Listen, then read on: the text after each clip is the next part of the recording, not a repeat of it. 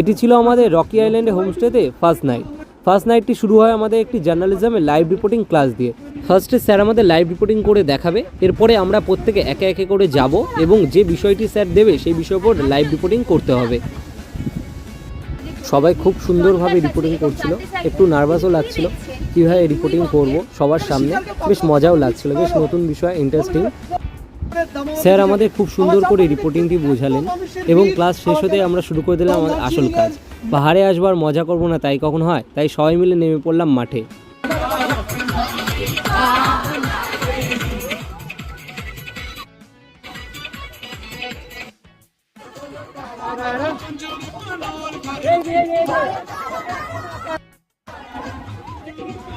অনেক দিন পর আমরা এত মজা করলাম, সবাই এত নাচা নেচেছে যে এই পাহাড়ের ঠান্ডাতেও ঘামতে শুরু করেছে।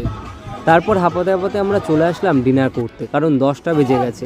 10টার পরে হোমস্টেগুলো আস্তে আস্তে বন্ধ করে দেয়, তাই আমরা ডিনারটা সেরে ফেললাম। আজকে আমাদের ডিনারে ছিল চিকেন আর ডাল, আর তার সাথে সুন্দর একটি চাটনি। এই চাটনিটা নাকি পাহাড়ের স্পেশাল। তাই আমরা করতে থাকি ডিনার, আর তোমরা করে দাও আমার চ্যানেলটিকে সাবস্ক্রাইব। বাই।